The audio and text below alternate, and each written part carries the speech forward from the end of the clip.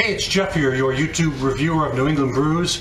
Welcome to NEBR, New England Beer Reviews, where today I'm reviewing from the Boston Beer Company, with its corporate headquarters in Boston, Massachusetts. This is the Samuel Adams Session Ale, alcohol by volume of 5.0% ABV, and Sam Adams also notches off the date of expiration. In this case, it's June 2016, so that's still about 5 months out.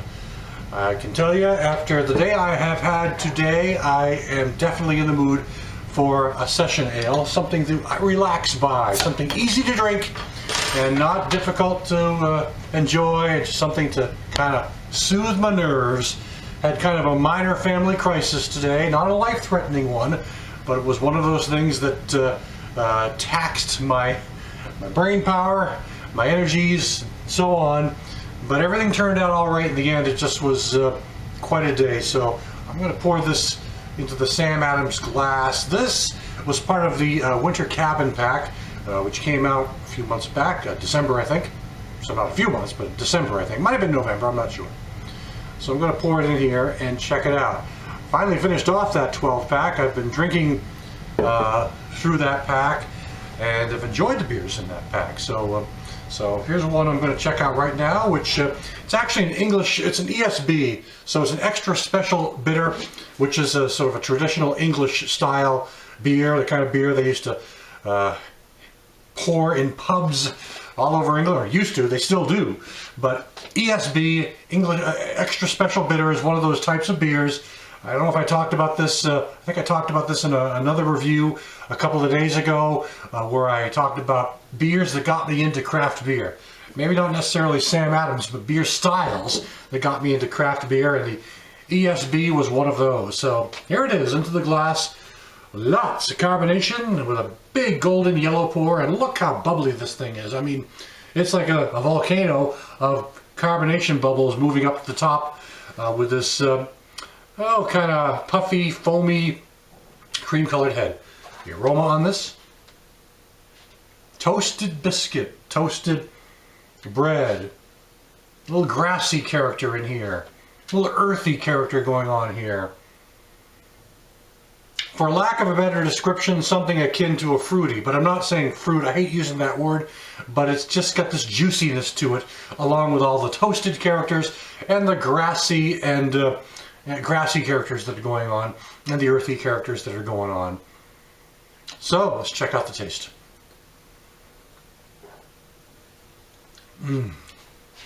This hits the spot. After the day I've had, I'm not going to go over it again, but this hits the spot. Lawnmower beer might be another term for it, but I haven't been mowing the lawn today. Haven't been shoveling the driveway either. I've been doing a lot of driving, I will tell you that.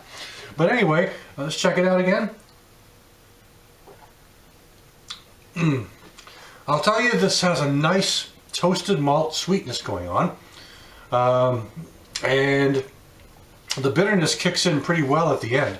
I do not know if it mentions the IBUs. I forgot to check on their website, the International Bittering Units, but it definitely has a nice little bitter character at the end of this beer, and which is kind of how I like my bitters. Though a lot of them I've had tend to be a little tad darker than this in color, but I'm not too concerned about the color on this. I'm more interested in the flavor and the way it feels and the bitterness at the end, and in that regard, it's really coming off well. Easy to drink, 5%. Easy to drink, just kind of a good kick back your feet, you know, grab a book, sit by the fire, relax type of beer. The bitterness is not a real biting bitterness, but it definitely has a nice kind of earthy, dry bitterness at the end of the beer. It comes in nicely after all the toasty characters kick in, the bready and biscuit and characters kick in, and then a slight sweetness going on here. Not a sugar sweetness, but just a kind of it's just a kind of a sweetness that leads up to a bitter finish. And the bitterness doesn't last really long at the end, but it just kind of lingers enough for you to enjoy the balanced characters of this beer between the malts, the biscuit, the toast, and this nice earthy bitterness that finishes up at the end.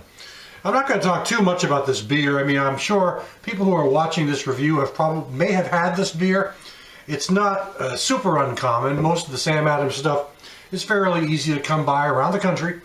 And Sam Adams, of course, really was one of those 5 or 6 or maybe 10 breweries back in the 80s that kind of got this whole craft revolution going.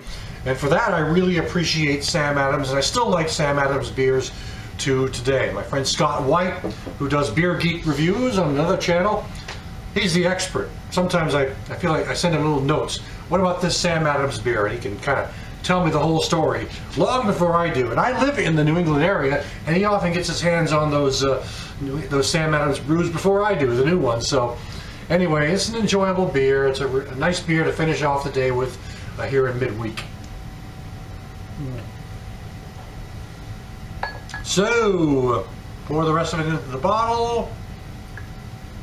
No sedimentary stuff. So, thanks for stopping by. This is the Sam Adams Session Ale. Thanks for stopping by. I'll catch you again next time.